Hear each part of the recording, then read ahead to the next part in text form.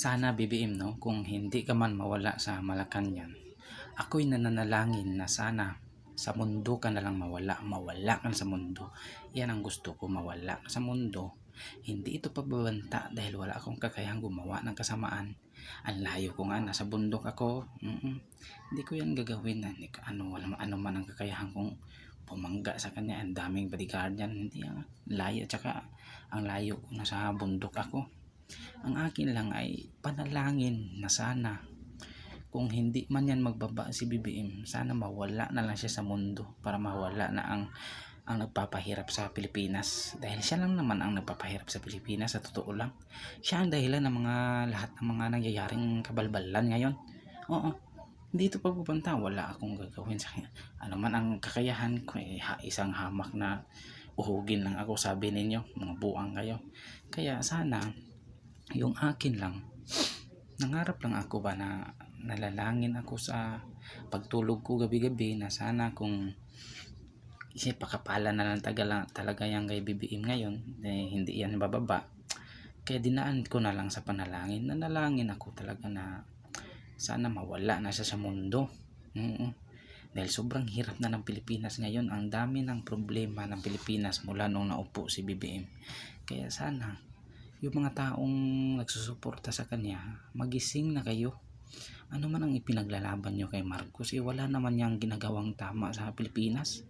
Ano man ang maipagmalaki niya, may nagawa ba siya sa Pilipinas na napahimusla na ng mga tao, na napagsawaan na ng mga tao? Wala nga yung mga projects, puro kabalbalan lang yan, pa-report.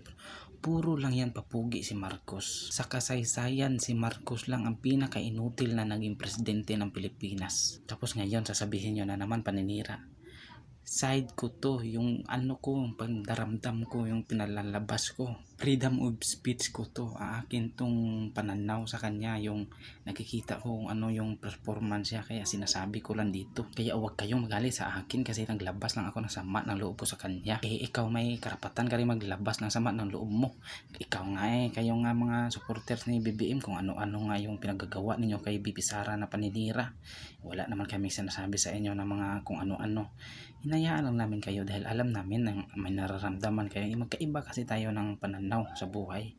Magkaiba tayo ng opinion.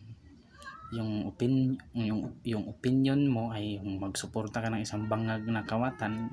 Okay lang yan kasi okay naman yan sa'yo. Ikaw naman ang magiging tanga at bobo, hindi naman ako. Kasi ako, matino kami na tao, kaya hindi kami nagsuporta kay BBM.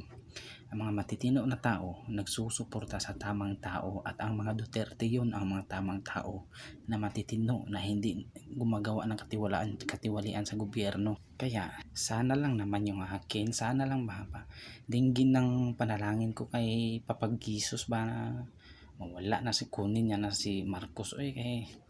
Sobrang hirap na ng Pilipinas mula nung naupo si Marcos.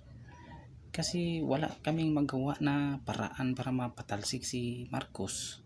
Kaya aasa na lang namin kay Papa Jesus na sana magdesisyon na siya na ang magdesisyon, gawa ng paraan para mapalayas yan si Marcos sa Malacanang. Ang dami naman paraan kung ang Panginoon na ang humahanap ng pamaagi, yung paraan ba na paano niya ipalayasin si Marcos. Kung hindi man mapalaya si Marcos sa magandang paraan, sa matiwasay na paraan, dahil hindi yan magpababa ang buang, sana gawan niya lang ng paraan ng remedyo. Gawan ba niya rin ng ma-overdose ba ngayon sa sa mga medisinang tinitake niya, or kaya hindi na magising yung buang.